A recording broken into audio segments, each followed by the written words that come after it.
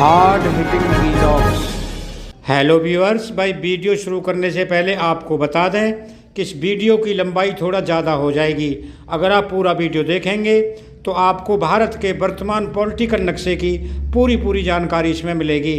दोस्तों, लोकसभा चुनाव में अभी 1 साल का वक्त बचा है। 2024 का आम चुनाव कई मायनों में भारतीय लोकतंत्र के लिए ऐतिहासिक साबित होने वाला है। अगर बीजेपी इस चुनाव में सत्ता बरकरार रखने में कामयाब रहती है तो देश के पहले प्रधानमंत्री नेहरू के बाद मोदी ऐसे पहले शख्स होंगे जिनकी अगुवाई में कोई पार्टी लगातार 3 बार सत्ता हासिल करने में कामयाब होगी। वहीं कांग्रेस समेत कई विपक्षी दलों के लिए 2024 का चुनाव एक तरह से अस्तित्व की लड़ाई जैसा है। सारे विपक्षी दल बीजेपी और पीएम मोदी को इस रिकॉर्ड को बनाने से रोकने के लिहाज से चुनावी रणनीति बनाने का दम भर रहे हैं। लेकिन जिस तरह के प्रयास विपक्षी दलों के नेताओं की ओर से किए जा रहे हैं, उनसे ऐसा लगता है कि बीजेपी को जीतने के लिए खुद ज़्यादा कुछ करने की जरूरत नहीं पड़ेगी, बल्कि विरोधी दलों की कवायद से उसके लिए 2024 की राह बेहद आसान हो जाएगी। फिलहाल सबसे बड़ी विपक्षी पार्टी कांग्रेस के साथ ही अलग अलग राज्यों में बड़ी राजनीतिक हैसियत रखने वाली विपक्षी पार्टियों भी गुणागणित में जुटी हुई हैं। विपक्ष के सभी बड़े नेताओं की ओर से यही बयान दिया जा रहा है कि बीजेपी को किसी भी तरह 2024 में जीतने नहीं देना है। इसी मुहिम के तहत कांग्रेस के बगैर तीसरा मोर्चा बनाने की एक कोशिश की जा रही है। अभी जो राजनीतिक स्थिति है उसमें कांग्रेस के बगैर विपक्षी दलों का कोई भी गठजोड़ बनता है वो एक तरह से बीजेपी के लिए ही फायदेमंद होगा, ये तय है। इसको समझने के लिए हम उन दलों और राज्यों के सियासी समीकरणों का विश्लेषण कर सकते हैं जो तीसरा मोर्चा बनाने में बढ़ चढ़कर हिस्सा ले रहे हैं। दोस्तों, मार्च महीने की शुरुआत में 8 विपक्षी दलों ने 9 नेताओं की ओर से हस्ताक्षर की गई एक चिट्ठी प्रधानमंत्री नरेंद्र मोदी को भेजी गई थी। इसमें सीबीआई और ईडी जैसी केंद्रीय एजेंसियों के दुरुपयोग का मुद्दा उठाया गया था। दोस्तों, इस चिट्ठी पर हस्ताक्षर करने वाले नेता ज़्यादातर उन्हीं पार्टियों के मुखिया हैं जो तीसरे मोर्चे की संभावना को वास्तविक आकार देने के सियासी मंशा के साथ रणनीति बनाने में जुटे हैं। इन दलों के अलावा तृणमूल कांग्रेस और नवीन पटनायक की बीजू जनता दल को भी इस विपक्षी मोर्चे का हिस्सा बनाने की कोशिश हो रही है। मायावती की बीएसपी और नीतीश की जेडीयू का इस तीसरे मोर्चे के प्रति कोई रुचि नहीं दिख रही है। कांग्रेस और लेफ्ट के बिना तो मोटे तौर पर तीसरा मोर्चा के लिए इन्हीं दलों की प्रमुख भूमिका मानी जा सकती है। ऐसे तो तीसरा मोर्चे को लेकर बीआरएस प्रमुख केसीआर पिछले कई महीनों से सक्रिय हैं, लेकिन ताज़ा घटनाक्रम के तहत इस दिशा में अखिलेश यादव और ममता बनर्जी की 17 मार्च को कोलकाता में हुई मुलाकात ने तीसरे मोर्चे से जुड़ी बहस को तेज कर दिया है। फ्रेंड्स, ये बात स्पष्ट तौर से समझनी होगी कि तीसरे मोर्चे के लिए हाथ पैर मारने वाली सभी दल मोटे तौर से एक राज्य विशेष तक ही सीमित हैं। विपक्ष में अभी भी सिर्फ कांग्रेस ही एक ऐसी पार्टी है जिसका जनाधार कमोबेश देश के ज़्यादातर राज्यों में दिखता है। ऐसे में 2024 चुनाव से पहले तीसरे मोर्चे ने आकार ले लिया तो ये बीजेपी को थाली में सजाकर ताज देने जैसा होगा, क्योंकि इससे बीजेपी विरोधी वोट 2 खेमों में बटेंगे और हो सकता है कि बीजेपी 2014 और 2019 से भी बड़ी जीत हासिल करने में कामयाब हो जाए। दोस्तों, तीसरे मोर्चे के लिए पहल करने वाले नेताओं से जुड़े राज्यों के सियासी विश्लेषण से ये स्पष्ट हो जाएगा कि कांग्रेस के बगैर कोई विपक्षी मोर्चा बीजेपी की राहों से कांटा कम करने का ही काम करेगा। दोस्तों, सीटों के लिहाज से उत्तर प्रदेश सबसे महत्वपूर्ण राज्य है। यहाँ की 80 लोकसभा सीटों पर बीजेपी को समाजवादी पार्टी, बीएसपी और कांग्रेस से चुनौती मिलने वाली है। जिस तीसरे मोर्चे की कल्पना की जा रही है उसमें बीएसपी की होने की संभावना ना के बराबर है। ये सच्चाई है कि पिछली बार यानी 2019 के लोकसभा चुनाव में सपा और बसपा के बीच गठजोड़ था, लेकिन इस बार हालात बिल्कुल अलग हैं।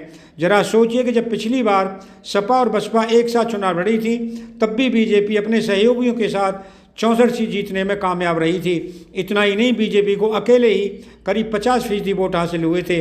तीसरा मोर्चे की कवायद में जुटे दलों में ऐसा कोई नहीं है जिसका उत्तर प्रदेश में मामूली सा भी जनाधार हो और जिसके साथ आने से अखिलेश की पार्टी को कहीं फ़ायदा मिल सकता हो। इस समीकरण में हम जयंत चौधरी की आरएलडी को शामिल नहीं कर रहे हैं, क्योंकि वे पिछली बार भी सपा बसपा गठबंधन के हिस्सा थे और उसे सपा बसपा गठबंधन को नतीजों के लिहाज से कोई खास फ़ायदा नहीं मिला था। ऐसा भी नहीं है कि अगर तीसरा मोर्चा बनता है तो अखिलेश की पार्टी दूसरे राज्यों में किसी दल को कोई बड़ा लाभ पहुंचा सकती है। पिछली बार के लोकसभा चुनाव में कांग्रेस को उत्तर प्रदेश में 1 सीट पर जीत मिली थी, लेकिन 6% से ज़्यादा वोट हासिल करने में कामयाब रही थी। अब अगर 2024 में सपा, बसपा और कांग्रेस अलग अलग चुनाव लड़ती हैं तो बीजेपी के लिए 70 से ज़्यादा सीटों पर जीतने की संभावना से इनकार नहीं किया जा सकता है।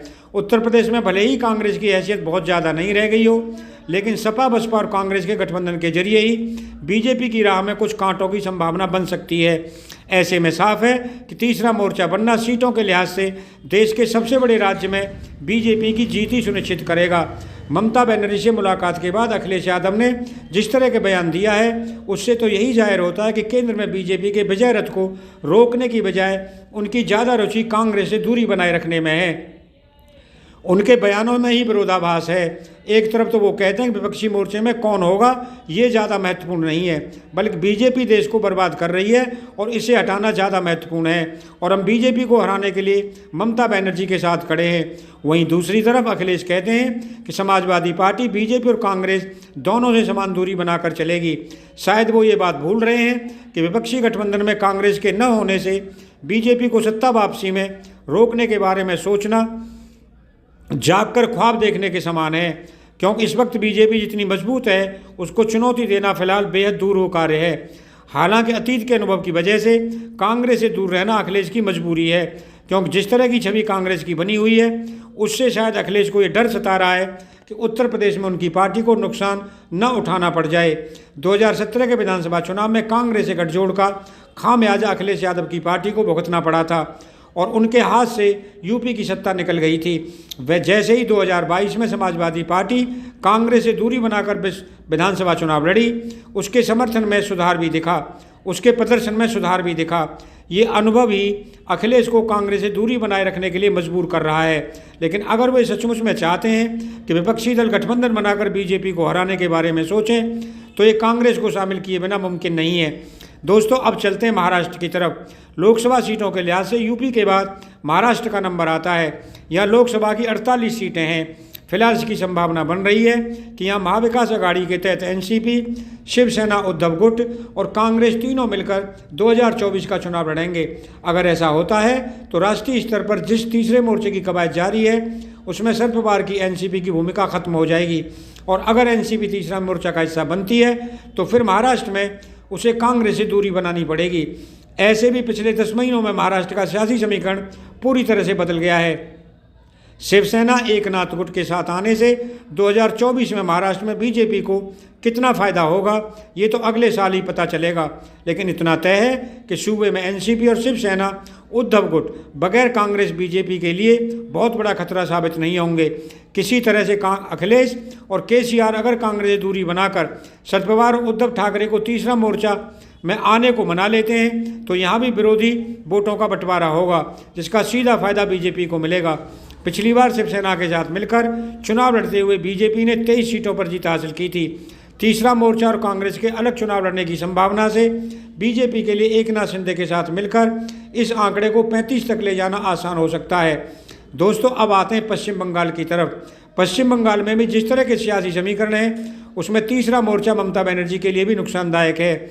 ये हम सब जानते हैं कि 2019 के लोकसभा चुनाव से ही पश्चिम बंगाल में बीजेपी एक बड़ी राजनीतिक ताकत बन चुकी है। उस वक्त बीजेपी को राज्य के 42 में से 18 लोकसभा सीटों पर जीत मिली थी और उसका वोट शेयर भी 40% के पार कर गया था। उसके बाद से बीजेपी बंगाल में मजबूत ही हुई है। 2021 के विधानसभा चुनाव में भी बीजेपी का वोट शेयर करीब 38% रहा। इसकी पूरी संभावना है कि पश्चिम बंगाल में कांग्रेस और लेफ्ट दल मिलकर चुनाव लड़ेंगे। 2021 विधानसभा चुनाव में कांग्रेस लेफ्ट गठबंधन को 10% के करीब वोट हासिल हुए थे। वहीं 2019 के लोकसभा चुनाव में कांग्रेस और लेफ्ट के वोट शेयर को मिला दें तो 12% से ज़्यादा है। 2024 में यहाँ 3 धड़े होंगे, जिसका सीधा फायदा बीजेपी को मिलेगा, क्योंकि टीएमसी के साथ ही कांग्रेस लेफ्ट का राष्ट्रीय एजेंडा यही है कि बीजेपी की जीत पर अंकुश लगाया जाए। लेकिन पश्चिम बंगाल में बीजेपी विरोधी वोटों का बंटवारा टीएमसी और कांग्रेस लेफ्ट के बीच होगा। ऐसा होने पर पश्चिम बंगाल में लोकसभा चुनाव के नज़रिए से बीजेपी का दबदबा और बढ़ सकता है। ये भी तय है कि ममता कभी भी पश्चिम बंगाल में कांग्रेस और लेफ्ट के साथ तालमेल नहीं करेंगी, क्योंकि बंगाल में उनकी पार्टी की राजनीति के लिए आत्मघाती कदम साबित हो सकता है। दोस्तों, अब आते हैं बिहार की तरफ। केंद्र में सत्ता के नज़रिए से उत्तर प्रदेश, महाराष्ट्र और पश्चिम बंगाल के बाद बिहार सबसे महत्वपूर्ण राज्य है। ये भी हम जानते हैं कि यहाँ फिलहाल नीतीश की जेडीयू, तेजस्वी यादव की आरजेडी और कांग्रेस की सरकार है। 2014-2019 में यहाँ की जनता का भरपूर साथ बीजेपी को मिला था, लेकिन इस बार हालात बिल्कुल जुदा हैं। अगर बीजेपी को बड़े राज्यों में से किसी राज्य में सीटों के नुकसान का सबसे बड़ा डर है तो वो है बिहार, क्योंकि यहाँ पहली बार ऐसा हो रहा है कि लोकसभा चुनाव में जेडीयू, आरजेडी और कांग्रेस एक साथ होंगे। इसके पहले हुए दोनों लोकसभा चुनाव में से 2019 में बीजेपी और जेडीयू का गठबंधन था। वहीं 2014 में बीजेपी, आरजेडी और जेडीयू तीनों ही अलग अलग चुनाव लड़े थे। नीतीश कुमार अपनी बातों से पहले ही संकेत दे चुके हैं कि बीजेपी के खिलाफ बिना कांग्रेस के राष्ट्रीय स्तर पर किसी भी तरह की एकजुटता को कोई खास महत्व नहीं है। ये भी सच है कि सियासी समीकरण और गठबंधन की वजह से भले ही बिहार में बीजेपी का पिछले दोनों लोकसभा चुनाव में बेहतर प्रदर्शन रहा था, जेडीयू, आरजेडी और कांग्रेस की सीट भले ही इधर उधर होते रहे हैं, लेकिन उनके वोट बैंक में बहुत ज़्यादा बदलाव नहीं होता रहा है। और अगर इन तीनों का वोट एक साथ मिल जाए तो ये बिहार में बीजेपी के खिलाफ बहुत ही घातक गठजोड़ बन सकता है। 2019 के हिसाब से ये आंकड़ा करीब 45% तक पहुंच जाता है। नीतीश के साथ ही तेजस्वी भी नहीं चाहेंगे कि तीसरे मोर्चे की वजह से बीजेपी को यहाँ कोई लाभ मिल पाए। दोस्तों, अब आते हैं तेलंगाना की तरफ। विपक्ष के इन चेहरों के अलावा तीसरे मोर्चे के लिए जिन दो नेताओं की राजनीतिक सक्रियता ज़्यादा दिख रही है उनमें बीआरसी, उसमें प्रमुख केसीआर और आम आदमी पार्टी के संयोजक अरविंद केजरीवाल हैं। इससे पहले तेलंगाना और केसीआर की बात करते हैं।